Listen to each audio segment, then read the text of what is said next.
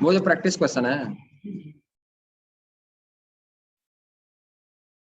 अच्छा जी जनाब, आप लोगों ने लास्ट टाइम कहाँ तक पढ़ा था? ठीक है, एक क्वेश्चन सॉल्व किया था एक घर से, किया किसी ने जो घर वाला था? किसने किसने नहीं किया? आपने क्यों नहीं किया? बादाम खाया करो, खजूरों के अंदर बादाम डाल डाल के खाया करो। नहीं, सवाल करना था ना, क्वेश्चन सॉल्व करने को कहा था आपको।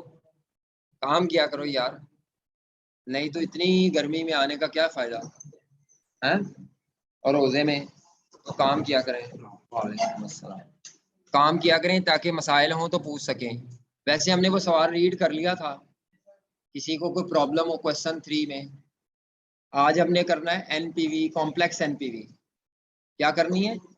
Complex NPV. कॉम्प्लेक्स एनपीवी में क्या है कि हाँ जी,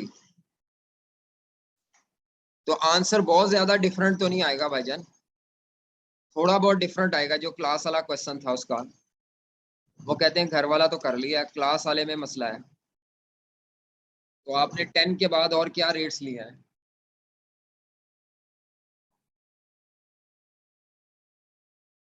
उन्हें कहा करें जरा 15 मिनट पहले चला दिया करें बच्चे को, वो एसी, अभी ना सफोकेशन हुई बढ़िया। ठीक है, ये ना हो मैं इधर गिर जाऊं।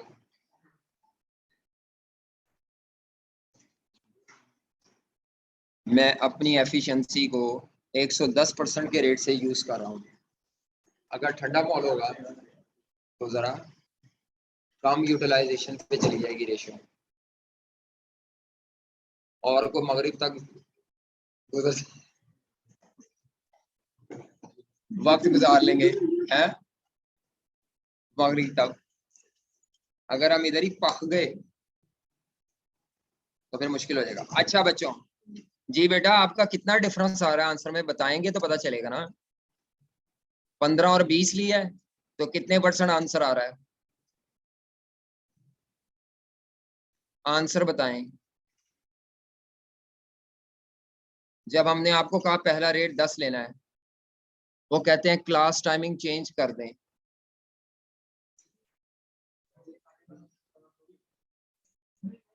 हाँ, पता नहीं क्या वजह है। ये किसी नमाज में भी नहीं आती क्लास। हाँ जी, अब वो कहेगा मैं सोना होता है। यासिर अराफात, यार ये क्लास का टाइम तो सेशन के स्टार्ट से फिक्स है। हैं जी, हमें भी पता था रमजान आना है, आपको भी पता था। अगर हम टाइम रखें तो टाइम क्या रखें, सबकी क्लासें हैं ऐसे ही। और दूसरा, मैनेजमेंट की इजाजत के बगैर चेंज नहीं कर सकते, तुसी मैनू कढ़ाओगे। हाँ, और भाई इजाजत के बगैर हम चेंज नहीं कर सकते। अब लोगों की क्लास होती है, नहीं तो मैंने तो 7 से 8 रख लेनी थी, या 8:15।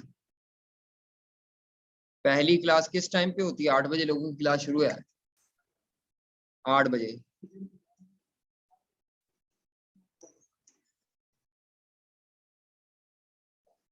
वालेकुम सलाम।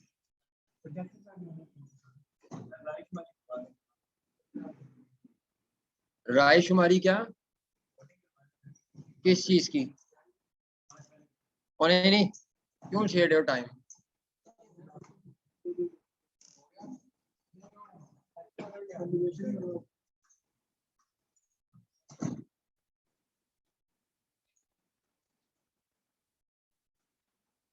क्लास है ना, वो क्लैश आएगा।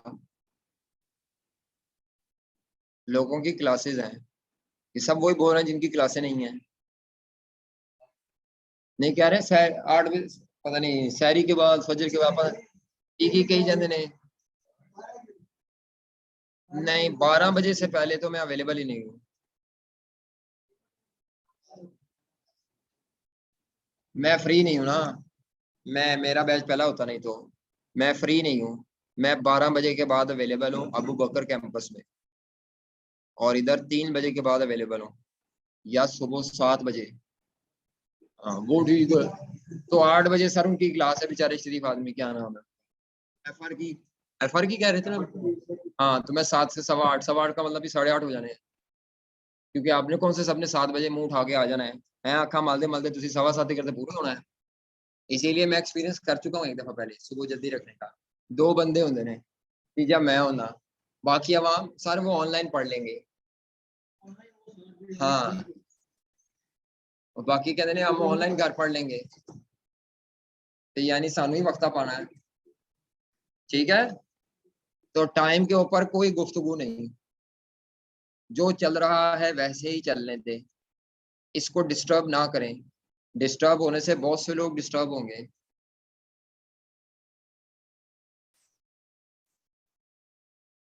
क्लास पढ़ा लेंगे, करें जी शुरू। अच्छा मल्टीमीडिया नहीं चला, चलो 1 मिनट ठहर जाओ बेटा, यहाँ क्लास का मल्टीमीडिया चल रहा है, फिर शुरू करते हैं।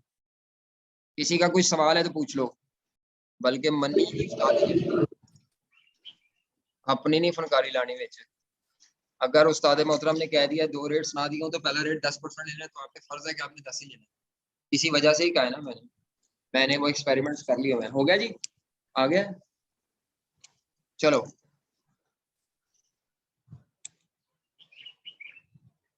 अच्छा अच्छा अच्छा, आंसर बताया, ठीक है, सॉरी सॉरी सॉरी। तीसरा सवाल वो कहते हैं आंसर कितना है, 17% आंसर आई आर का, 17% के करीब करीब, ठीक है, 17% के करीब करीब आंसर है।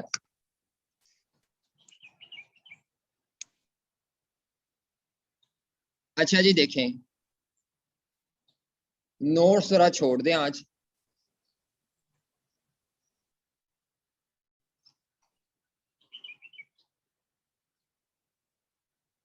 हम कौन सा टॉपिक पढ़ रहे हैं, इसका नाम है, चैप्टर का नाम है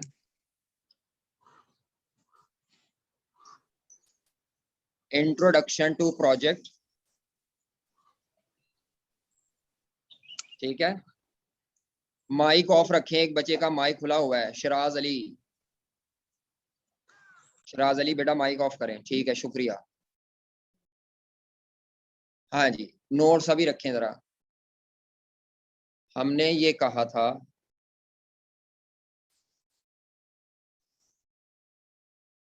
बल्कि हमने इसमें इंट्रोडक्शन पढ़ा था थोड़ा सा,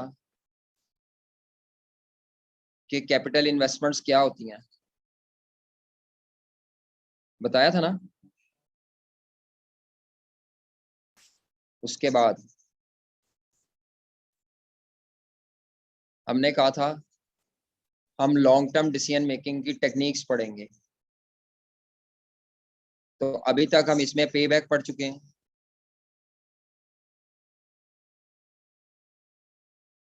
अच्छा, उसके अलावा हमने बाद में टाइम वैल्यू ऑफ मनी पढ़ी, सिंपल एनपीवी पढ़ी,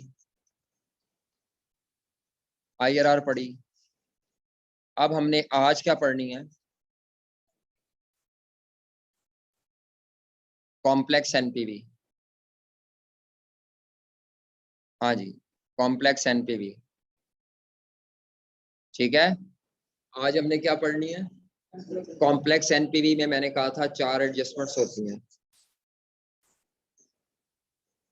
पहली एडजस्टमेंट का नाम है एनपीवी विद रेलेवेंट कॉस्टिंग, मेरा ख्याल है। तो सब बच्चों ने कॉस्ट अकाउंटिंग पढ़ी हुई है जी। कोई ऐसा बच्चा हो जिसने कॉस्ट अकाउंटिंग ना पढ़ी हो, अगर कोई बच्चा हो ऐसा जिसने कॉस्ट अकाउंटिंग ना पढ़ी हो, पढ़ रहे हैं, ठीक है। और अच्छा, जिन्होंने कॉस्ट अकाउंटिंग नहीं पढ़ी साथ रखी है, चलो, लेकिन अभी नहीं पढ़ी ना हमारे हिसाब से, तो रेलेवेंट कॉस्टिंग नहीं पढ़ी। अच्छा, एनपीवी विद इन्फ्लेशन, टैक्सेशन, और वर्किंग कैपिटल एडजस्टमेंट, कैपिटल नहीं खाली। आज हमने ये एडजस्टमेंट पढ़नी है, ठीक है, एनपीवी विद ये टॉपिक ये बताता है कि आपने एनपीवी के टेबल में हर इनकम और हर एक्सपेंस नहीं लेना, सिर्फ रेलेवेंट इनकम और रेलेवेंट एक्सपेंसेस को लेना है। तो सबसे पहली बात है रेलेवेंट एक्सपेंस होते क्या हैं। तो हम ये टॉपिक पढ़ने लगे आज, सब कुछ नोट्स में लिखा हुआ है, तो आप अभी नोट्स छोड़ दें, बस यहाँ देख लें। सबसे पहले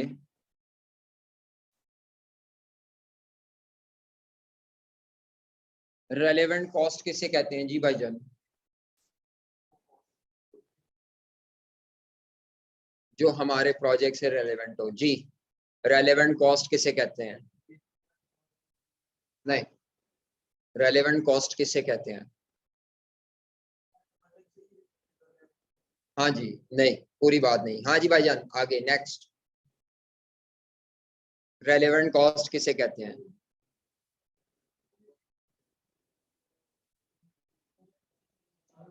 और नहीं नहीं, ये आधी बात है। हर वो कॉस्ट जिसमें तीन खूबियां पाई जाएं। हर वो कॉस्ट जिसमें तीन खूबियां पाई जाएं, ये याद कर लो, बड़े हो जाओ, बस करो। और अधूरी बातें कॉस्ट अकाउंटिंग में आपने पढ़ी हैं या याद की हैं। प्रॉपर बात यह है, हर वो कॉस्ट जिसमें तीन खूबियां पाई जाएं एट अ टाइम। पहली, वो कॉस्ट फ्यूचर में पे करनी हो, कैश में पे करनी हो, और आपके इन्वेस्टमेंट प्रोजेक्ट की वजह से या डिसीजन की वजह से पे करनी हो। ये तीन खूबियां हर उस कॉस्ट में जिसमें पाई जाएंगी, उसको रेलेवेंट कॉस्ट कहते हैं। माजी की कोई कॉस्ट जो आप ऑलरेडी दे चुके हैं वो रेलेवेंट नहीं है। हर वो कॉस्ट जो नॉन कैश है वो रेलेवेंट। हर वो कॉस्ट जो डिसीजन इंप्लीमेंट हो या ना हो फिर भी देनी पड़े वो भी रेलेवेंट। यानी ये तीन खूबियां हर वो कॉस्ट जिसमें पाई जाएं उसको रेलेवेंट कहते हैं। बाकी सारी डेफिनेशन आपने मुझे अधूरी बताई। हर वो कॉस्ट जिसमें तीन खूबियां पाई जाए। Any cost that will be paid in future in the form of cash due to implementation of a decision, ऐसी कॉस्ट को रेलेवेंट कॉस्ट कहते हैं। नोट्स में उसकी डेफिनेशन मिल जाएगी, अभी नोट्स छोड़ दें। रेलेवेंट कॉस्ट की टाइप्स हैं, ठीक है। रेलेवेंट कॉस्ट में तीन खूबियां हो भाईजान। आपने ये बताई है सबने, ड्यू टू डिसीजन, प्रोजेक्ट की वजह से हो, वजह वजह वाली बात आधी बात है, दो तो और खूबियां हैं। हमेशा डिसीजन मेकिंग में रेलेवेंट कॉस्टिंग इस्तेमाल होगी। तो डिसीजन मुस्तकबिल में इम्प्लीमेंट होना है, तो तमाम वो कॉस्ट जो मुस्तकबिल की होंगी वो रेलेवेंट हो और कैश में भी पे करनी हो, ठीक है। रेलेवेंट कॉस्ट चार तरह की होती हैं। ये सारा मैं कॉस्ट रिवाइज कर रहा हूँ ताकि जिन्होंने नहीं पढ़ा वो मेरे साथ मिल जाए। चार तरह की कॉस्ट रेलेवेंट होती हैं। चार तरह की कॉस्ट रेलेवेंट होती हैं, आपको नाम याद होंगे, कईयों को नहीं। हर incremental cost, every incremental cost is relevant, every avoidable cost is relevant, every differential cost is relevant, every opportunity cost is relevant। चार रेलेवेंट कॉस्ट की टाइप्स हैं, ये चारों आ जाए तो रेलेवेंट है। Incremental, avoidable, differential cost, opportunity cost.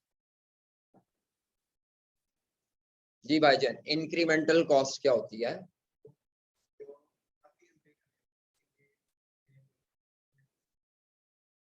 किसी भी डिसीजन की वजह से या प्रोजेक्ट की वजह से हमारी कॉस्ट में जो एडिशन होगा, जितना एडिशनल पोर्शन होगा वो रेलेवेंट होगा। पुराना खर्चा जितना देते थे वो रेलेवेंट नहीं है, एडिशनल अमाउंट फ्यूचर में देनी पड़ेगी, कैश में देनी पड़ेगी और डिसीजन की वजह से देनी पड़ेगी।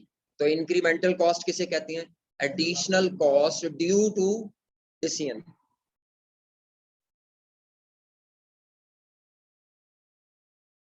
आपको डिसीजन की वजह से कोई भी कॉस्ट एक्स्ट्रा देनी पड़े,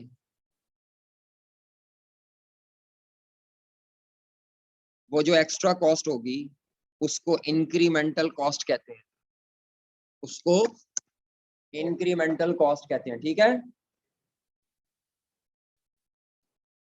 जी भाईजान। अवॉइडेबल कॉस्ट क्या होती है? अवॉइड का क्या मतलब है?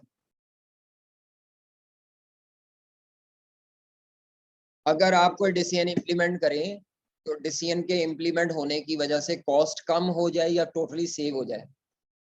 कोई भी कॉस्ट हमारे डिसीजन के इंप्लीमेंट करने की वजह से टोटली सेव हो जाए या कम हो जाए, उसको कहते हैं, जितनी कम होगी ना वो इनकम है, वो एक्सपेंस नहीं है।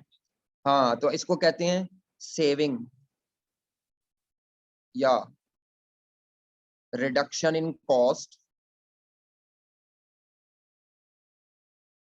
ड्यू टू, मसलन आपको कोई पेनल्टी देनी पड़ती है रेगुलर, आप अब नया प्रोजेक्ट कर रहे हैं जिससे आपकी पेनल्टी कॉस्ट बच जाएगी, तो वो जो पेनल्टी सेव होगी वो आपकी इनकम है, एक्सपेंस नहीं है। तो इसको हम कहेंगे टेक्निकल जबान में it is avoidable cost. Avoidable cost is not an expense, it is an income. ये रेलिवेंट इनकम है, सेविंग है, ठीक है। इंक्रीमेंटल कॉस्ट एडिशनल खर्चा है, अवॉइडेबल कॉस्ट खर्चा नहीं है बल्कि खर्चे में कमी है, तो इसको एज अ बेनिफिट लिखेंगे, ठीक है। समझ आ रही है? डिफरेंशियल कॉस्ट इन दोनों को कवर करती है, ठीक है। डिफरेंशियल कॉस्ट का मतलब होता है चेंज इन कॉस्ट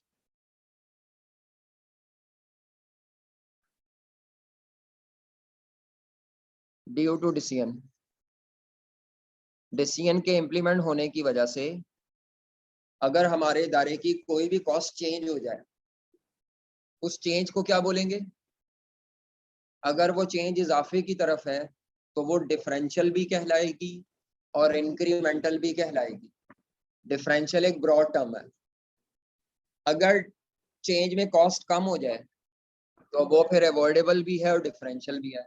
तो चेंज आपको पता है ना, दोनों तरफ हो सकता है, इजाफे की तरफ भी और कमी की तरफ भी। इजाफा हो तो differential cost is also incremental cost, अगर कमी हो तो डिफरेंशियल कॉस्ट अवॉइडेबल भी है।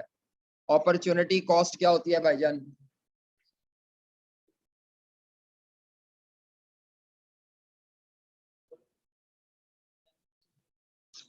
नहीं, मुश्किल वाली बातें बता रहे हो ना, ना इकोनॉमिक्स वाली डेफिनेशन फिट नहीं करनी। आ जाओ इधर जी।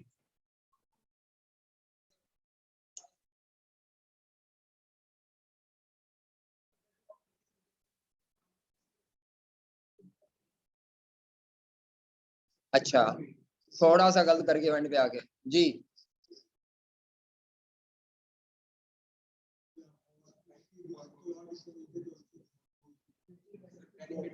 हाँ जी, फ्यूचर बेनिफिट फॉरगॉन, कॉस्ट कहना ही नहीं। आपको फ्यूचर में कोई इनकम मिलनी थी, डिसीजन कैश में मिलनी थी, डिसीजन या प्रोजेक्ट के इम्प्लीमेंट होने की वजह से वो इनकम आपके हाथ से जाया चली गई, आपको वो इनकम नहीं मिली। मैं इकोनॉमिक्स की डेफिनेशन को नहीं मानता, झूठी है, समझाने के काबिल नहीं है, किताबी है। Benefit foregone of the next best alternative, पता नहीं की कही जाते हैं। हम सीधी सीधी बात करो, फ्यूचर में आपको कोई कैश बेनिफिट मिलना है और आपके इन्वेस्टमेंट प्रोजेक्ट की वजह से वो फ्यूचर का कैश बेनिफिट आपके हाथ से जाया चला जाए, वो आपका जो फ्यूचर कैश बेनिफिट फॉरगॉन है वो आपकी अपॉर्चुनिटी कॉस्ट है ना। आल्दो हमने ये इकोनॉमिक्स से ही चोरी किया है, लेकिन हम अपनी डेफिनेशन कह देते हैं फ्यूचर कैश बेनिफिट फॉरगॉन। जी, कोई सवाल है भाईजान आपका?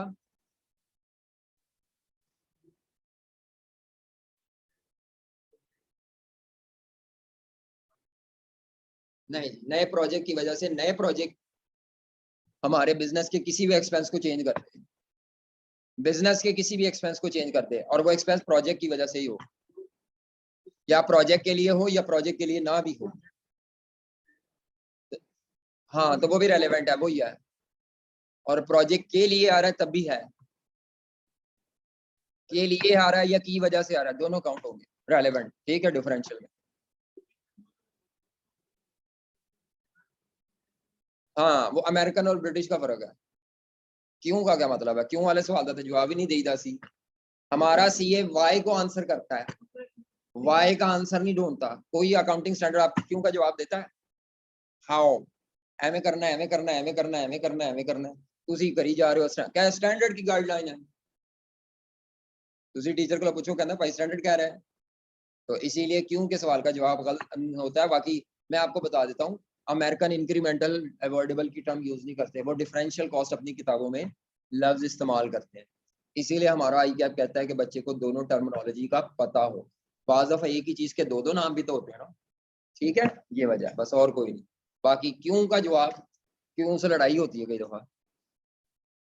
सर जब लिमिटेड रिसोर्सेज में डिसीजन लेना हो दो के दरमियान, फ्यूचर प्रॉफिट या फ्यूचर बेनिफिट, ठीक है, फ्यूचर बेनिफिट फॉरगॉन को अपॉर्चुनिटी कॉस्ट कहेंगे, फ्यूचर कॉस्ट अपॉर्चुनिटी कॉस्ट नहीं है। आने वाला बेनिफिट हाथ से चला जाए, मुस्तकबिल में आने वाला बेनिफिट हाथ से जाया चला जाए, उसको क्या कहते हैं। यहाँ पर हमारी एग्जाम्पल होंगी ये वाली। ये एग्जाम्पल क्या क्या है। पहली example annual rental income foregone, ये आया हुआ है पास पेपर में। एनुअल रेंटल इनकम, वो आपसे कहेगा हमारी कंपनी की एक बिल्डिंग है, प्रीमिसेस है, हमने उसको किसी को किराए पे दिया हुआ है, हमें उससे माजी में भी किराया मिलता रहा है, लेकिन अब हम उस बिल्डिंग को खाली करा लेंगे और उसी बिल्डिंग में अपना नया इन्वेस्टमेंट प्रोजेक्ट शुरू करेंगे। तो वो जो बिल्डिंग से आपको अगले सालों में रेंटल मिलना था वो मिलेगा। डिसीजन की वजह से फ्यूचर रेंटल इनकम अगले हर साल का आपकी हाथ से जाया चला जाएगा। इसको कहेंगे annual rental income foregone.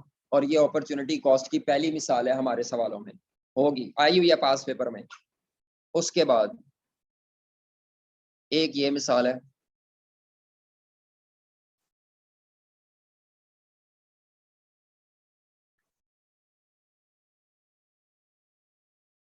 Annual contribution.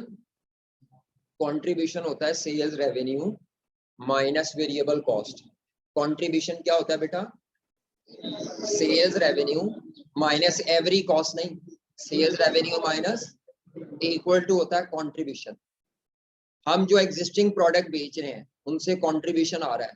जब भी आप कोई नई प्रोडक्ट या नई इन्वेस्टमेंट करते हैं तो बाज दफा हमारी किसी एग्जिस्टिंग प्रोडक्ट की सेल गिर जाती है, जिसकी वजह से उसका कंट्रीब्यूशन भी गिर जाता है। तो जितनी सेल या कंट्रीब्यूशन आपकी एग्जिस्टिंग या अदर प्रोडक्ट्स का गिरेगा नए इन्वेस्टमेंट प्रोजेक्ट की वजह से, तो वो भी एक एग्जांपल है अपॉर्चुनिटी कॉस्ट की। एनुअल कंट्रीब्यूशन हमने कमाना था, तो उस कंट्रीब्यूशन का कुछ हिस्सा हमारे नए प्रोजेक्ट की वजह से क्या हो गया, सैक्रिफाइस। मसलन आपने पहले हर साल 10,000 यूनिट बेचने थे, अब आप सिर्फ 9,000 यूनिट बेच पाएंगे। वो जो 1,000 यूनिट नहीं बेच पाएंगे उनसे जो भी कंट्रीब्यूशन आना था अब वो हर साल नहीं आएगा। Annual contribution forgone due to new investment project, ये एक और एग्जांपल है। इसी तरह हमारे डाटा में एनुअली होगा ना, प्रोजेक्ट एनुअली है, मंथली हो तो फिर हमारा सवाल मुश्किल हो जाएगा। हमारे कैपिटल इन्वेस्टमेंट में सारा डाटा एनुअली होता है। अच्छा जी,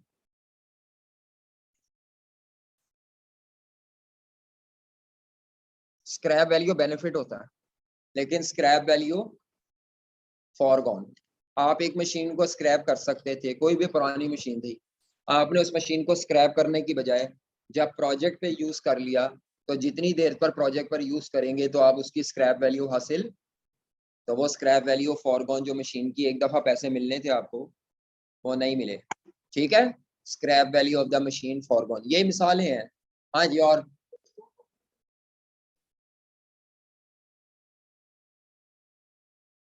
पहली बात है, हम अकाउंटिंग पढ़ रहे हैं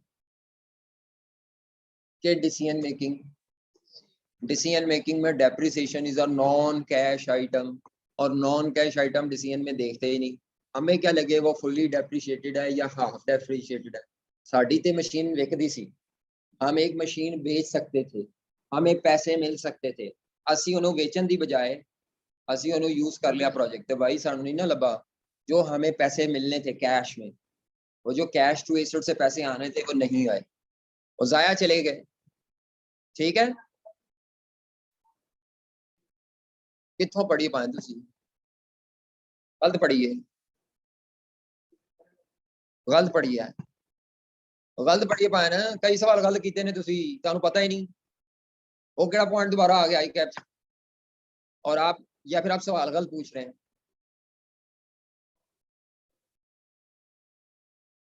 की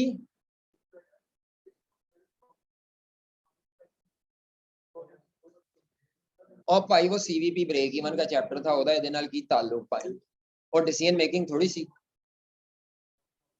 यानी आपने क्या किया ऐसे ही कॉस्ट के किसी और चैप्टर में कूद के वहां से नॉलेज पकड़ा तो मेरे चैप्टर चले आकर तुझे मैंने पढ़ाता नहीं ऐसे ना करें वो तो चैप्टर हमारे स्कोप में ही है आप उसे ब्रेक इवन का चैप्टर कहते हैं सीवीपी मैंने भी आती है कॉस्ट सीवीपी एनालिसिस प्लानिंग का टॉपिक है डिसीजन मेकिंग का नहीं उसमें हम अपनी सेल प्लान करते हैं कि हर साल हम कम से कम कितना वॉल्यूम बेचें या कितनी अमाउंट की चीजें बेचें कि हम इतना प्रॉफिट कमाएं या नो प्रॉफिट नो लॉस पे कमाएं ठीक है तो वो प्लानिंग का टॉपिक है वो यार प्लानिंग द सेल वो यार चलो डिसाइडिंग द सेल भी कह सकते हो लेकिन एक्चुअली उसमें रेलेवेंट कॉस्टिंग अप्लाई नहीं होती की कहते हो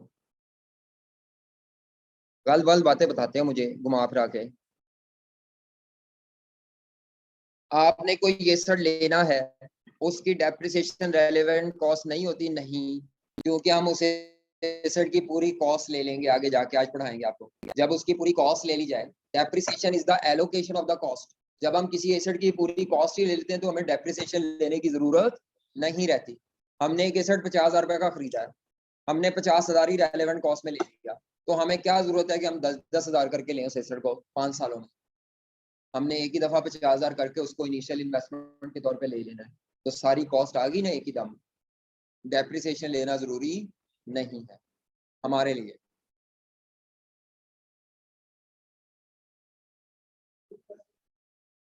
क्या ले आज आ जाने आगे सारी सिचुएशन इधर ही पढ़नी है आगे प्रॉपर एक टॉपिक पढ़ाना relevant cost of non current asset फिर पूछना यार अगे जान दे क्लास में तुसी भी कहते हो इतने पूछ के जाना है वो आ रहा है आगे पुराना एसेट यूज करें तो फिर क्या होगा ये बात तय है अभी भी तय है आगे भी तय है ना पुराने एसेट की कॉस्ट नहीं आना है ना पुराने एसेट की बुक वैल्यू नहीं आना है ना पुराने एसेट की डेप्रिसिएशन नहीं आना है ना पुराने एसेट की एक्यूमुलेटेड नहीं आना है पुराने की कोई चीज नहीं लेनी है बस हुन अगे गल करो जो करनी है तो आगे चलेंगे ना ओरिजिनल कॉस्ट नहीं आना है ना बुक वैल्यू नहीं आना है ना कैरिंग वैल्यू जिसे कहते हैं आप स्क्रैप वैल्यू का ट्रीटमेंट होता है बस स्क्रैप वैल्यू का ट्रीटमेंट होता है बाकी किसी चीज का ट्रीटमेंट नहीं होता अगर कोई पुराना एसेट हो तो चलें जनाब आगे आगे पढ़ना है ना हमने आगे ये तो अभी जर्नल पढ़े ये बेचारे इनका क्या कसूर है जिन्होंने कॉस्ट पढ़ी नहीं तो इसे चुक चुक के सवालों तो लेके आ रहे हो तो मैं उनके लिए बता रहा हूँ जिन्होंने नहीं पढ़ी जेडे पढ़े ने वही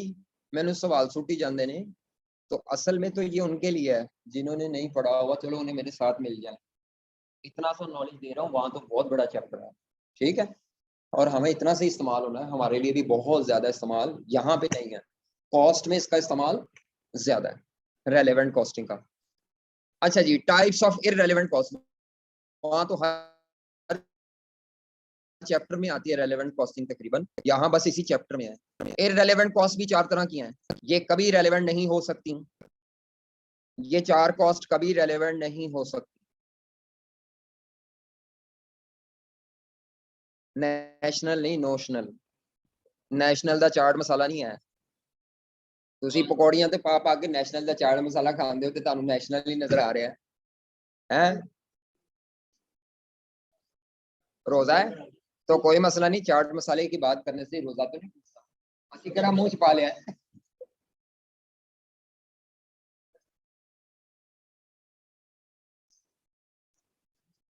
जिसको कुछ कुछ होता है उसका दिल पागल है दिल तो पागल है हैं?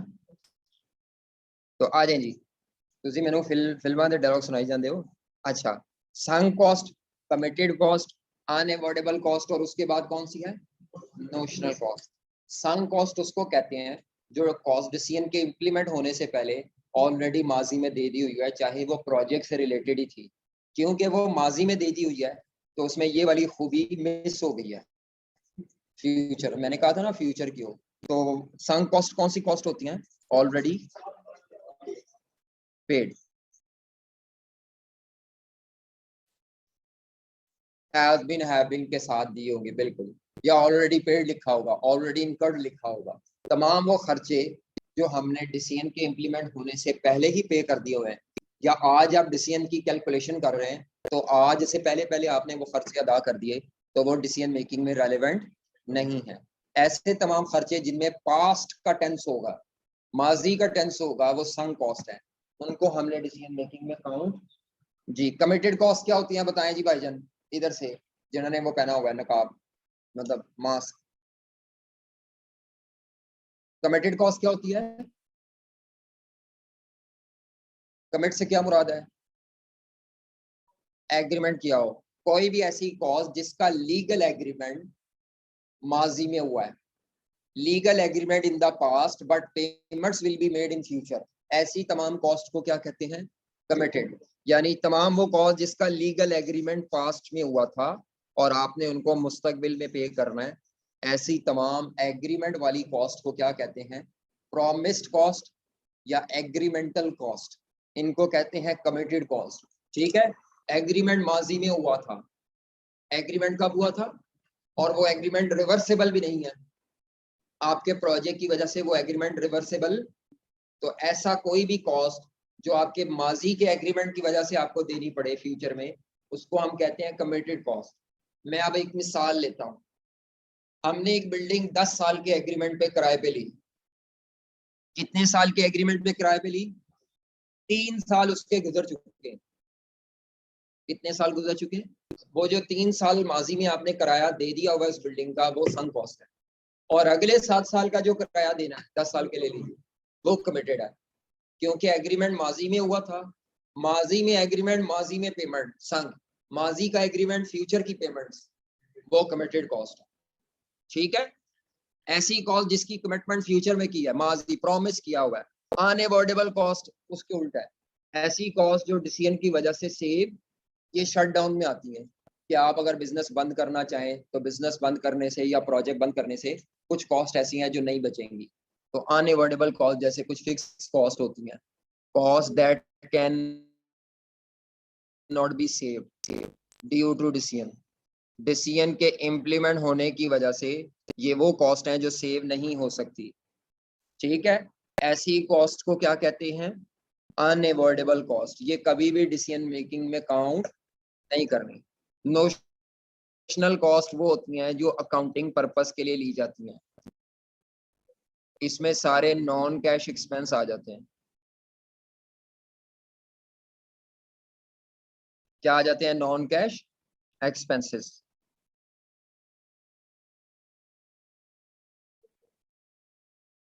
जी,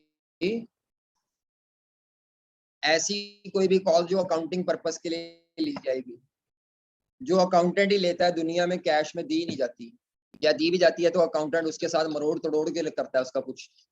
ऐसी तमाम कॉस्ट को क्या कहते हैं? नोशनल। मसलन आप एसेट्स पे जो इम्पेयरमेंट लेते हैं, अमोर्टाइजेशन लेते हैं, डेप्रिसिएशन लेते हैं, डेटर्स पे प्रोविजन फॉर डाउटफुल डेट्स लेते हैं, ये सारी हम कहते हैं ये अकाउंटेंट के दिमाग का फतूर है जो वो खर्चों की शक्ल में लिखी जा रहा है।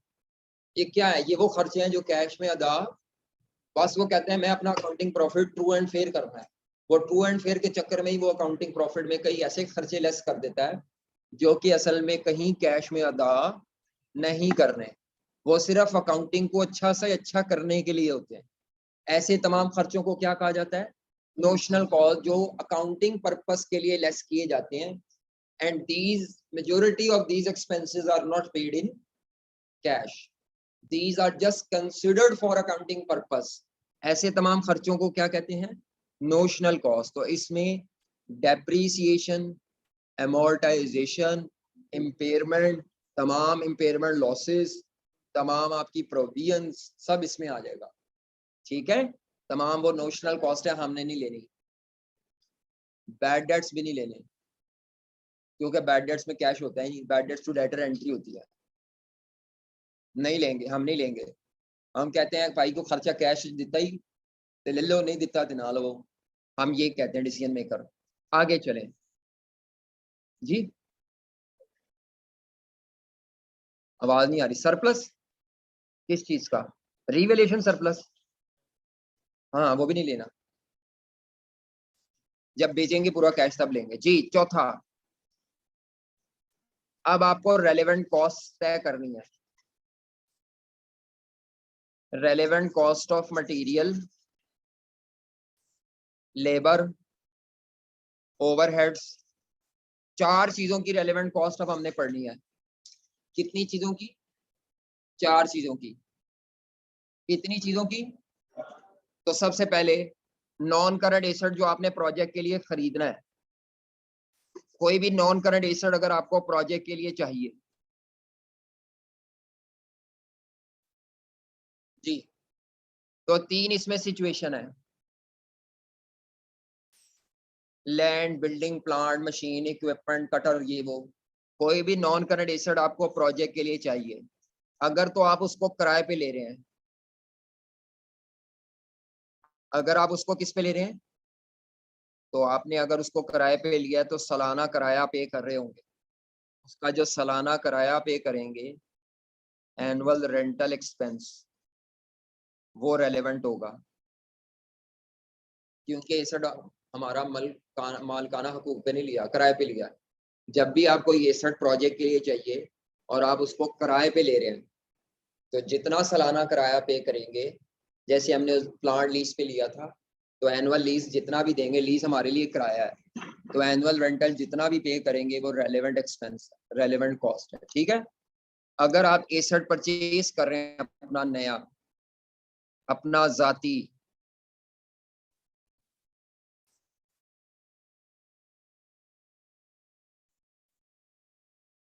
अगर हम प्रोजेक्ट के लिए नया एसेट परचेज कर रहे हैं और उस एसेट की लाइफ अगर 5 साल है,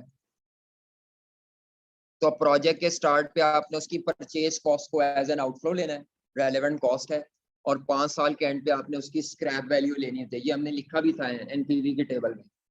अगर आप नया एसेट परचेज कर रहे हैं तो नए एसेट की जो परचेज कॉस्ट है, ये नए एसेट की कौन सी कॉस्ट है?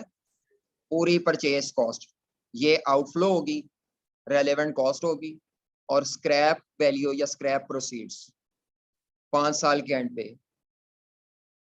संक कॉस्ट रिपीट कर दें, अच्छा बाद में करते हैं, यासिर अरफात बाद में करते हैं।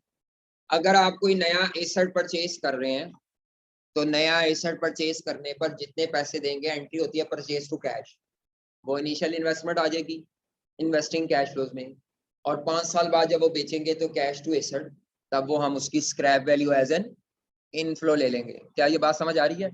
अगर आप कोई पुराना एसेट यूज करें, क्या यूज करें, आ गया ना वो काम। अगर हम कोई अपना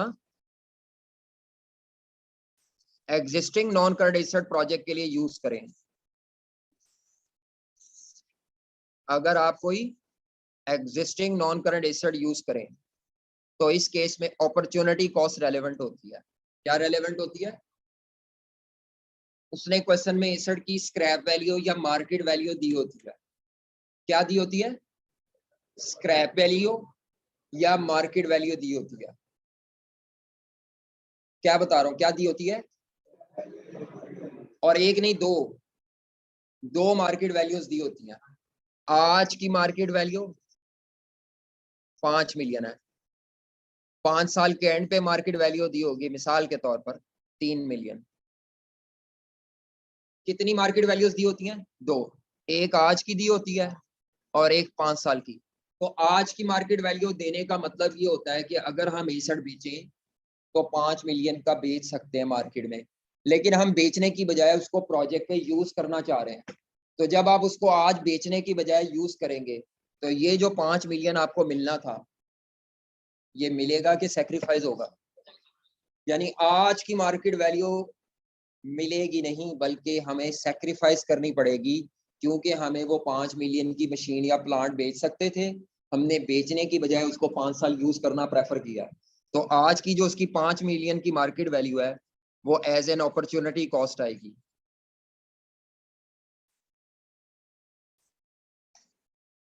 बच्चे कहते हैं सर मिल तो गई, बेच तो देंगे, और भाई बेचेंगे नहीं, हम उसको बेच सकते थे, हम बेचने की बजाय उस एसेट को प्रोजेक्ट पे क्या करेंगे, यूज, यूज करने के नतीजे में आप उसकी स्क्रैप वैल्यू जो आज की है वो सेक्रीफाइस करेंगे।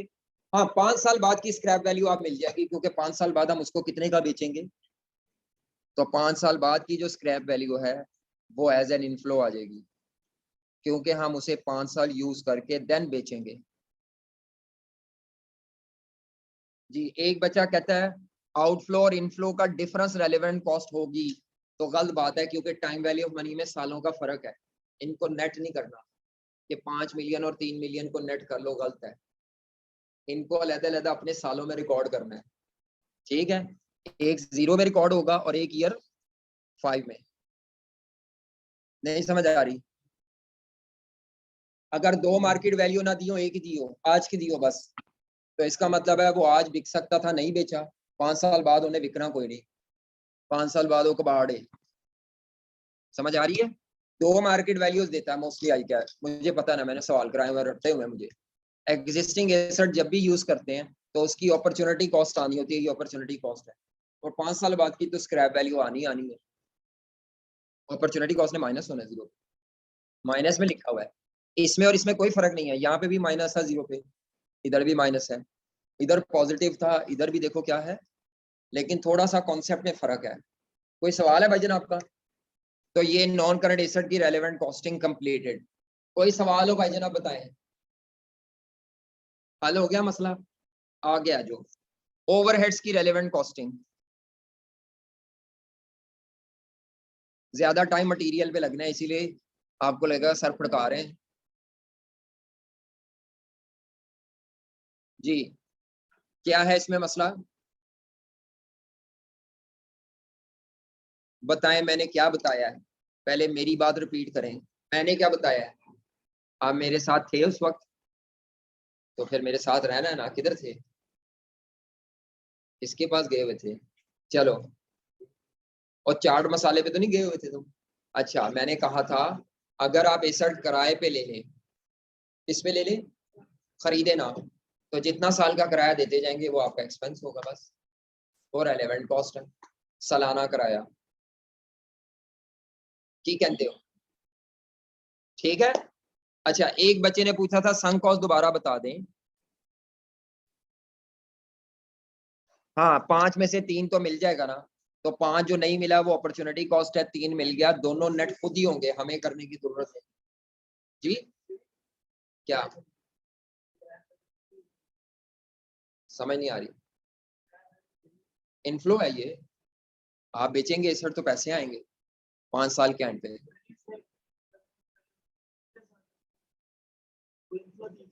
नहीं जी, फिर आप बेचोगे नहीं, फिर आप तीसरे साल की भी अपॉर्चुनिटी कॉस्ट लोगे। आप बेच सकते थे, आपने बेचने के बजाय यूज किया, फिर दोनों में लेंगे। आज दी भी सैक्रिफाइस की थी तीजिए 10 साल दी भी, नहीं तो प्रोडक्ट बिकेगी नहीं, तो होने दो डबल। हमने कहा कह के डबल कॉस्ट नहीं आती है, थे 8 खर्चे आ जाते हैं प्रोजेक्ट के।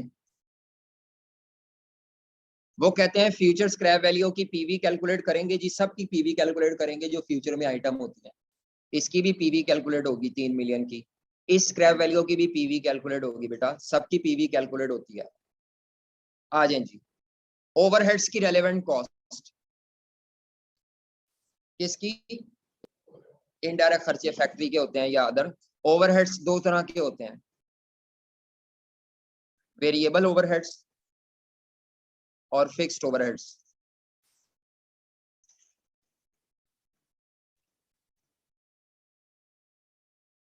वेरिएबल वाले और दूसरे कौन से हैं? फिक्स वाले। वेरिएबल वाले, वेरिएबल वाले जितनी प्रोडक्शन ज्यादा करोगे उतना चेंज होंगे, ठीक है। फिक्स वाले कभी वॉल्यूम से चेंज होते हैं, बल्कि शायद वो आपके चेंज हो ही ना। एग्जिस्टिंग वाले चेंज नहीं होंगे, बल्कि नए इन्वेस्टमेंट प्रोजेक्ट की वजह से शायद कोई एडिशनल फिक्स्ड ओवरहेड आ जाए, तो वेरिएबल ओवरहेड हमेशा रेलेवेंट होंगे। हमेशा क्या होंगे? क्योंकि ये इनकर ही तब होते हैं जब काम हो, प्रोडक्ट बने। फिक्स्ड ओवरहेड में दो तरह के होंगे, एक होगी बिजनेस की एग्जिस्टिंग फिक्स कॉस्ट और एक होगी बिजनेस की एडिशनल फिक्स कॉस्ट, जिसको इंक्रीमेंटल भी कहते हैं। जी जनाब, अगर बिजनेस के एग्जिस्टिंग इंश्योरेंस है तो नहीं लेंगे, अगर प्रोजेक्ट के एसेट इंश्योर करेंगे तो लेंगे, ठीक है। तो फिक्स कॉस्ट में एग्जिस्टिंग फिक्स कॉस्ट रेलेवेंट नहीं होती, क्योंकि वो आपके डिसीजन की वजह से नहीं हो रही, वो देनी देनी है, वो अनअवॉइडेबल है। तो एग्जिस्टिंग फिक्स कॉस्ट क्या होती हैं, और ये जो एडिशनल फिक्स कॉस्ट होती है, कुछ बच्चों की आवाज आ रही है, बोल रहे हैं, वो मेरे से बात करें। एडिशनल फिक्स कॉस्ट रेलेवेंट होती है क्योंकि वो आपके डिसीजन की वजह से आपको पे करनी पड़ेगी, होती वो डिसीजन की वजह से है। अगर डिसीजन इंप्लीमेंट करेंगे तो वो एडिशनल फिक्स कॉस्ट होगी। अभी मैं बता कर आया था ऊपर एडिशनल कॉस्ट रेलेवेंट होती है, तो अगर एडिशनल फिक्स कॉस्ट है तो वो रेलेवेंट होगी, अगर एग्जिस्टिंग फिक्स कॉस्ट है तो वो बिजनेस की वो रेलेवेंट नहीं होगी। एडिशनल फिक्स कॉस्ट का दूसरा नाम क्या है, इंक्रीमेंटल। ठीक है, अच्छा, इसके बाद, हाँ जी, इसमें कोई सवाल, फिर आगे चलता हूँ, क्योंकि मैं आगे जाता हूँ तो आप फिर मुझसे पिछला सवाल पूछते हैं। हाँ जी, इसमें कोई सवाल हो, आज तो जल्दी मुक जाना काम। जी, हाँ जी, मटेरियल की रेलेवेंट कॉस्ट तक करना है बस हमने आज। एडिशनल फिक्स कॉस्ट की, आपने एक नया सुपरवाइजर रखना है जिसको सैलरी पे करनी है, आपने जो एसेट्स खरीदने हैं उनकी इंश्योरेंस करा लेनी है, आपने रेंटल पे करना है एक्सपेंस, एडिशनल फिक्स कॉस्ट में बहुत सी आ जाएंगी। कौन सा,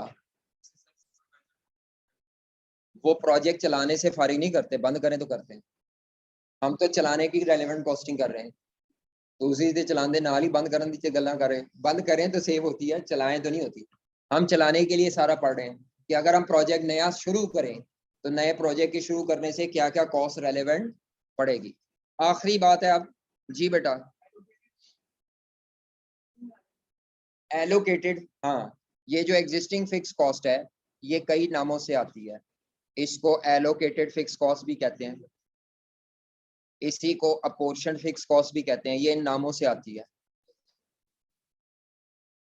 ये पढ़ा हो शायद आपने कॉस्ट में। एब्जॉर्ब फिक्स कॉस्ट भी कहते हैं, ये एग्जिस्टिंग फिक्स कॉस्ट को ना डिवाइड करके लिखा होता है, तो हमने एग्जिस्टिंग फिक्स कॉस्ट को ना पूरा लिखना है ना उसको डिवाइड करके लिखना है। तो एग्जिस्टिंग फिक्स कॉस्ट डिवाइड करके दी होती है एलोकेटेड के नाम से, अपोर्शन के नाम से, या किस नाम से, ये सब नाम नोट्स में लिखे हुए हैं, अपोर्शन के नाम से, एब्जॉर्ब, एलोकेटेड, इन नामों से आ जाए तो रेलेवेंट नहीं है, लेकिन अगर इंक्रीमेंटल के नाम से आ जाए, एडिशनल के नाम से आ जाए, डायरेक्टली एट्रीब्यूटेबल के नाम से आ जाए, एट्रीब्यूटेबल फिक्स कॉस्ट, तो वो नाम रेलेवेंट के लिए इस्तेमाल होते हैं। चले,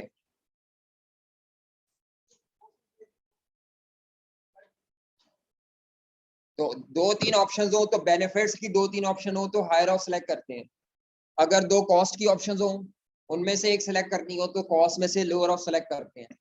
ठीक है, बेनिफिट्स में से सिलेक्ट करते हैं हायर ऑफ, कॉस्ट की दो तीन ऑप्शंस हो, अगर दो तीन ऑप्शन बेनिफिट्स की हो तो हायर ऑफ सेलेक्ट करते हैं, कॉस्ट की दो तीन ऑप्शन हो तो उनमें से लोअर ऑफ सेलेक्ट करते हैं, ये सूद है, रैशनल डिसीजन मेकिंग, अकलमंदाना। अच्छा जी, नोट्स अब आप ओपन करें, ये पिछला पढ़ें आप, और पढ़ने के बाद मटेरियल की रेलेवेंट कॉस्ट पे हमने आना है, बल्कि आपने मटेरियल की रेलेवेंट कॉस्ट भी पढ़नी है अभी, मैं अब डिस्कस करता हूँ, मैं 5 मिनट की ब्रेक लूंगा, ठीक है, खामोशी इख्तियार करूंगा, सारा रेलेवेंट नहीं होगा, पढ़े बताता हूँ भाईजान, पढ़ लें यार, क्या होगा, खड्डा डाल लेते हैं फौरन, पढ़ो तो सही। आप पहले ओवरहेड्स पढ़ें, नॉन करंट एसेट पढ़ें नोट्स में से, नोट्स पढ़ो चलो, आखिर में मटेरियल पे आना, लेबर नहीं पढ़ना, लेबर कल करना है हमने, अभी आप पढ़ो पहले ओवरहेड्स की रेलेवेंट कॉस्ट, और किसकी है कहीं पे नोट्स में, पढ़ो, मैं को 5 मिनट की ब्रेक ले रहा हूँ।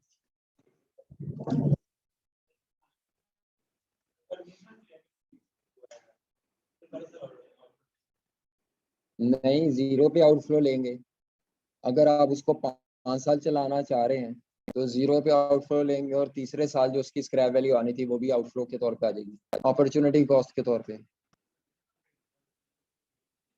क्या, हाँ, 1-2 पे इसलिए नहीं आएंगे क्योंकि 1-2 में वो बिक नहीं सकता था, अगर वो हर साल बिक सकता था तो हर साल की market value foregone opportunity cost आएगी,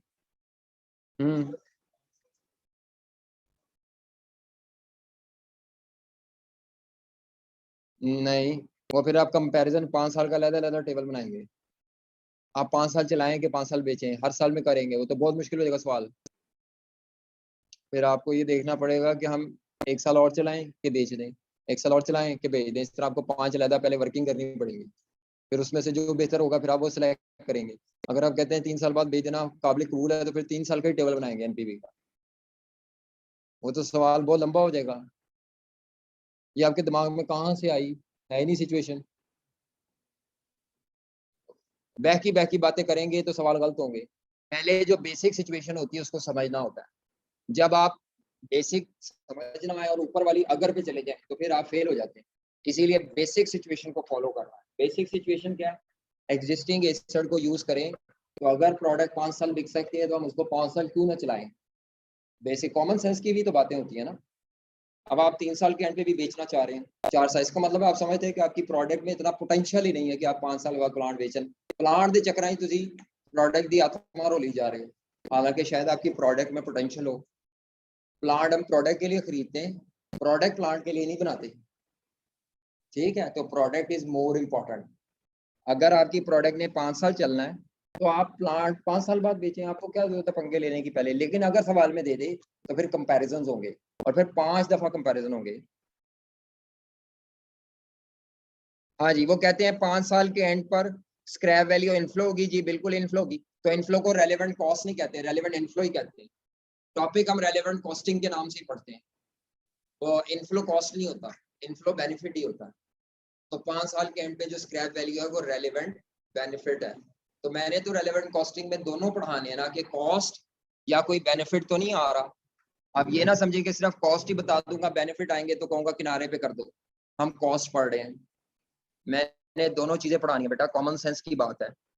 दोनों रेलेवेंट कॉस्ट, कभी भी इनफ्लो कॉस्ट हो ही नहीं सकता।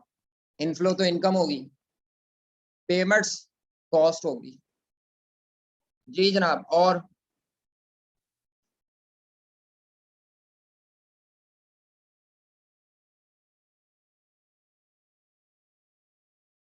और कोई मसले मसाइल पढ़ लें जरा उसको एक दफा। मटेरियल वाला तो अभी करना है डिस्कस, फिर आप पूछिएगा। आप ओवरहेड्स में से पूछ लें, नॉन करंट एसेट में से पूछ लें, या शुरू में जो रेलेवेंट कॉस्ट की डेफिनेशन वगैरह लिखी हुई है उनमें से कुछ पूछना है तो पूछ लें। रेलेवेंट कॉस्ट क्या होती है, उसकी टाइप्स, इररेलेवेंट की टाइप, तकरीबन 2 सफ़े लिखे होंगे उस पर। ठीक है, तो यहीं से अगर आपको डेफिनेशन पढ़नी है, आपने रट्टा नहीं लगानी, ये पढ़नी है, याद नहीं करनी। चलो हम मटेरियल की रेलेवेंट कॉस्ट पे बात कर लें, क्योंकि फिर टाइम खत्म हो जाना है ना। अगर आपको प्रोजेक्ट के लिए मटेरियल चाहिए और वो स्टोर में मौजूद नहीं है, हमें प्रोजेक्ट के लिए मटेरियल चाहिए और वो मटेरियल स्टोर में मौजूद नहीं है, तो सब बच्चों को ये पता है क्या करेंगे। बल्कि सॉरी, पहले दो बातें, सॉरी सॉरी, दो बातें। अगर आपका इदारा मटेरियल इंटरनली प्रोड्यूस करता है,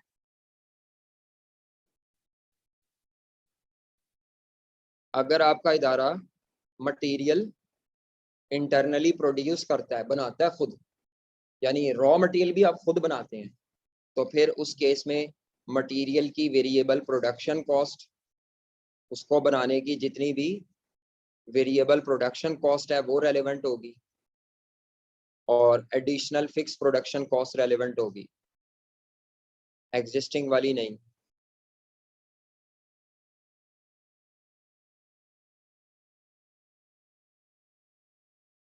अगर आपका इदारा रॉ मटेरियल जो चाहिए वो प्रोड्यूस करता है, तो प्रोड्यूस करने की दो मेन कॉस्ट लेंगे, वेरिएबल प्रोडक्शन कॉस्ट मटेरियल को बनाने की, और फिक्स प्रोडक्शन, लेकिन फिक्स में एग्जिस्टिंग वाली फिक्स नहीं। कौन सी वाली? Additional fix. अगर आपका इदारा मटेरियल को क्या करता है, एक्सटर्नली परचेज करता है, तब आपके पास सिचुएशन जरा ज्यादा है। सब नोट्स में लिखा हुआ है लेकिन लाइनों में। अगर आपका इदारा इंटरनली प्रोड्यूस नहीं करता मटेरियल, बल्कि बाजार में से किसी सप्लायर से क्या करता है, तो फिर आपके पास डिफरेंट सिचुएशंस हैं। इसके अंदर सिचुएशन नंबर 1, जो आपको मटेरियल चाहिए वो आपके पास स्टोर में नहीं पड़ा हुआ।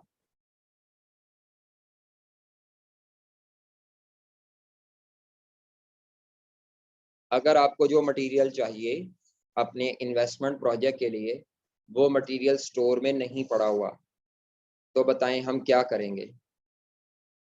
हाँ जी, अगर मटेरियल स्टॉक में नहीं पड़ा हुआ जो हमें चाहिए, तो सब बच्चों को पता होता है कि मटेरियल स्टॉक में ना हो तो हम मटेरियल सप्लायर से परचेज करेंगे, और जितनी सालाना परचेजिंग पे खर्चा होगा हर साल परचेज करेंगे ना, फिर एनुअल परचेज कॉस्ट रेलेवेंट होगी। जितने पैसे सप्लायर को आप हर साल देंगे परचेज करने पर, वो रेलेवेंट होगा। बताएं जी।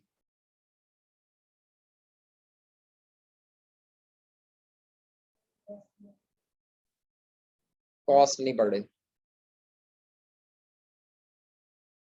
कॉस्ट नहीं पड़े भाई। हाँ जी, कॉस्ट वाले कुछ नॉलेज वहां पे छोड़ दें, आपकी मेहरबानी। मटेरियल सारा नॉलेज नहीं आना इधर, और वहां पे भी नहीं था ये, तो जो आपने सवाल पूछा है वो किसी और चैप्टर में था। तो मटेरियल स्टॉक में अवेलेबल ना हो, मटेरियल स्टॉक में अवेलेबल, तो सप्लायर से क्या करते हैं, तो फिर रेलेवेंट कॉस्ट ये होगी एनुअल। अगर मटेरियल स्टॉक में हो लेकिन वो किसी रेगुलर प्रोडक्ट के लिए पड़ा हुआ है,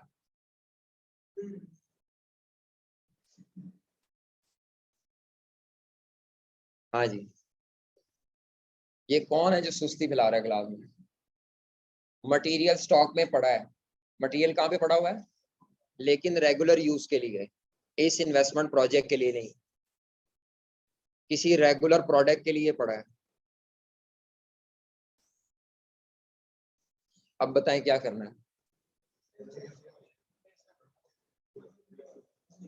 हमारे पास मटेरियल स्टोर में पड़ा है, बेकार नहीं है, किसी रेगुलर प्रोडक्ट के लिए पड़ा है, तो हमारी अकाउंटिंग ये कहती है, कॉस्ट अकाउंटिंग भी यही कहती है कि आप जो पड़ा हुआ मटेरियल है उसको डिस्टर्ब ना करें, ताकि आपकी रेगुलर नॉर्मल प्रोडक्शन डिस्टर्ब, अपने ये न्यू इन्वेस्टमेंट प्रोजेक्ट के लिए मटेरियल मार्केट से खरीद लें। पड़ा हुआ मटेरियल अगर किसी नॉर्मल प्रोडक्शन के लिए है तो उसको डिस्टर्ब, आप अपने इन्वेस्टमेंट प्रोजेक्ट के लिए नया मटेरियल परचेज करें, ठीक है। इस केस में भी हम मटेरियल कहाँ से परचेज करेंगे, सप्लायर से करेंगे। पड़ा हुआ क्यों नहीं इस्तेमाल करेंगे, वो रेगुलर प्रोडक्ट के लिए पड़ा है, तो इस केस में एनुअल परचेज कॉस्ट रेलेवेंट होगी इसमें भी, ठीक है। अच्छा, तीसरा केस,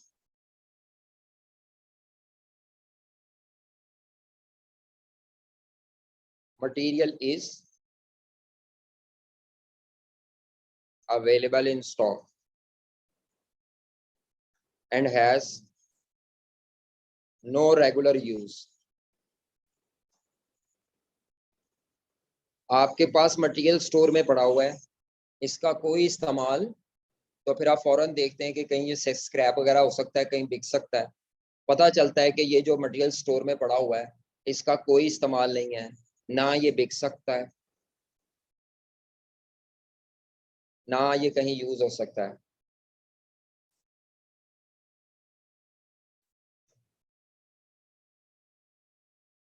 कहीं और ये यूज नहीं हो सकता, ना ये बिक सकता है, ना ये कहीं और यूज हो सकता है, सिर्फ ये इन्वेस्टमेंट प्रोजेक्ट पे इस्तेमाल हो सकता है। ना ये बिक सकता है, ना ये कहीं और यूज हो सकता है। तो अब इस पड़े हुए मटेरियल को जब आप इन्वेस्टमेंट प्रोजेक्ट पे इस्तेमाल करेंगे तो इसकी रेलेवेंट कॉस्ट जो होगी वो नील होगी। नील, रेलेवेंट कॉस्ट नील क्यों होगी, क्योंकि हमें कोई कैश आउटफ्लो नहीं करना पड़ा, हमें कोई अपॉर्चुनिटी कॉस्ट नहीं पड़ी, कोई नुकसान नहीं हो रहा ना, बस पड़ा हुआ मटेरियल हम इस्तेमाल कर लेंगे, उसका कोई और इस्तेमाल था ही नहीं, ठीक है। अगर आपका मटेरियल स्क्रैप हो सकता था और हमने उसको स्क्रैप करने की बजाय इन्वेस्टमेंट प्रोजेक्ट पे यूज कर लें, हमारा मटेरियल रेगुलर इस्तेमाल का नहीं है, हम उसको ओपन मार्केट में 50,000 रुपए का स्क्रैप कर सकते हैं। अगर आप उस पड़े हुए मटेरियल को स्क्रैप करने की बजाय इन्वेस्टमेंट प्रोजेक्ट पे यूज कर लें, तो जो स्क्रैप वैल्यू आपको मिलनी थी वो नहीं मिल पाएगी। इस केस में scrap value foregone, scrap value नहीं, स्क्रैप वैल्यू ये हमारी रेलेवेंट कॉस्ट होगी, अपॉर्चुनिटी कॉस्ट। असल में हमारा मटेरियल स्क्रैप हो सकता था, हमने उसको स्क्रैप करने की बजाय इन्वेस्टमेंट प्रोजेक्ट पे क्या कर लिया, यूज करना चाह रहे हैं, तो जितना स्क्रैप हमें मिलना था वो नहीं मिल पाएगा। अच्छा जी, अगला पॉइंट क्या है, आपका एक मटेरियल है जिसके ऊपर डिस्पोजल कॉस्ट है, वो एक डेंजरस मटेरियल है और उसको ठिकाने लगाने पे खर्चा करना पड़ता है। यानी हमारे पास मटेरियल एक स्टोर में बेकार पड़ा है, वो अपनी एक्सपायरी के करीब है, अगर हमने उसको यूज ना किया इन्वेस्टमेंट प्रोजेक्ट पे, तो हमें उसको डिस्पोज ऑफ करने पे खर्चा लगाना पड़ेगा। यानी पैसे आएंगे नहीं, उल्टा पैसे, तो आपको उस मटेरियल पे डिस्पोजल कॉस्ट लगानी पड़ेगी। और अगर आप उस मटेरियल को रखने की बजाय इन्वेस्टमेंट प्रोजेक्ट पे इस्तेमाल कर लें, तो जितना डिस्पोजल कॉस्ट का खर्चा है वो बच जाएगा। तो डिस्पोजल कॉस्ट की सेविंग, ये बेनिफिट होगा। वो समझ आ रही है? डिस्पोजल कॉस्ट में और डिस्पोजल प्राइस में फर्क होता है। डिस्पोजल प्राइस कहते हैं सेल वैल्यू को, डिस्पोजल कॉस्ट कहते हैं खर्चे को। हमारे मटेरियल पे जिसका कोई इस्तेमाल नहीं था, एक खर्चा लगना था, हमने वो खर्चा बचा लिया, प्रोजेक्ट पे इस्तेमाल करने से हमारा वो खर्चा बच गया। ठीक है, रिपीट करें भाई जरा सारा, अभी तक क्या क्या पढ़ा है मटेरियल में जी। फिर आखिरी सिचुएशन है, फिर खत्म लेक्चर आज का। नहीं नहीं, 3 केस नहीं होते, मेनली 2 केस है पहले।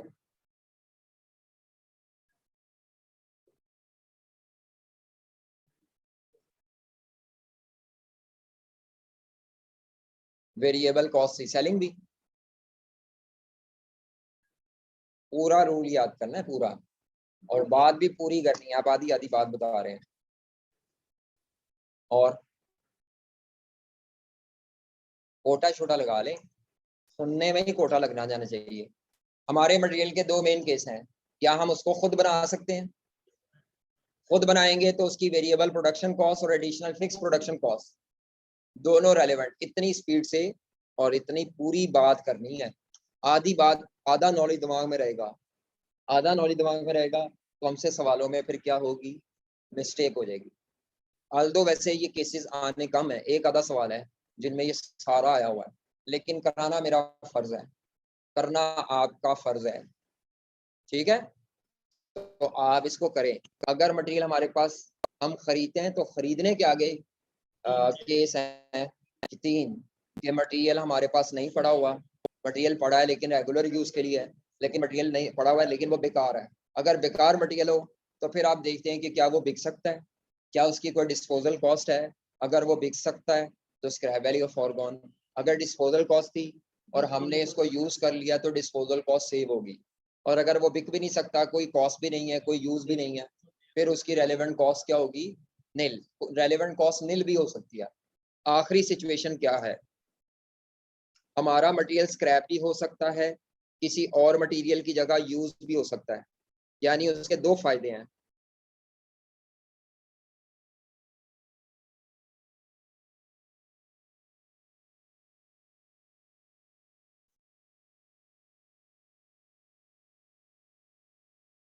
हमारा मटेरियल स्क्रैप भी हो सकता है और उसका कोई और भी यूज का बेनिफिट है। तो 2 बेनिफिट्स हैं, इन दोनों में से जो भी बेनिफिट आपको हाई मिलना था, अगर आप उस हाई बेनिफिट को लेने की बजाय इन्वेस्टमेंट प्रोजेक्ट पे मटेरियल यूज कर लें, तो हाई बेनिफिट फॉरगॉन होगा।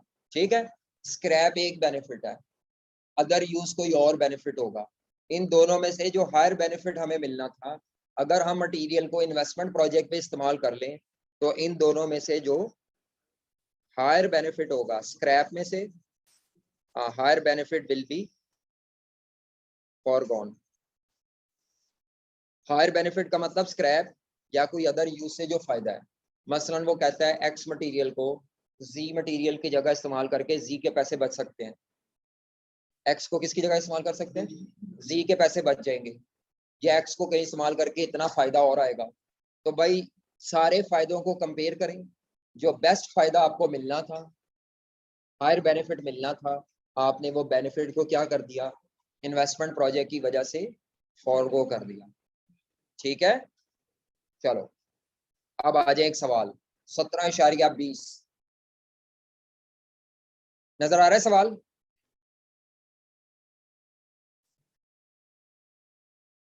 ये आपने घर से करके लाना है। 17.20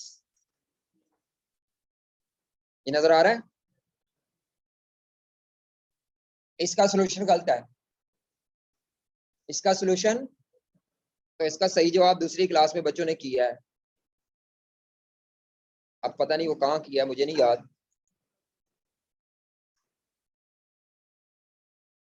एक मिनट मुझे दे दें, शायद इसका जवाब मौजूद हो।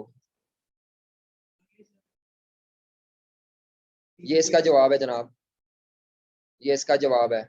इसकी पिक्चर ले लो जरा, ताकि आपको घर से करें तो मसला ना आए। ये इसकी जरा पिक्चर ले लें।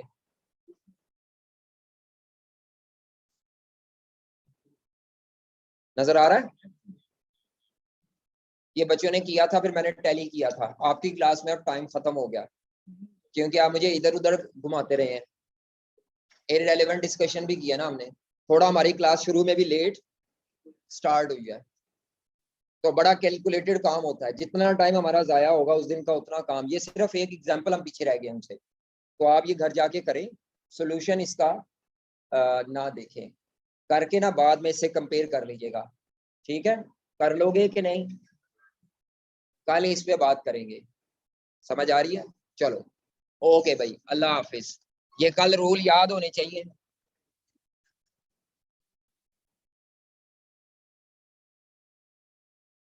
जी बेटा, खुदा हाफिज, अल्लाह हाफिज।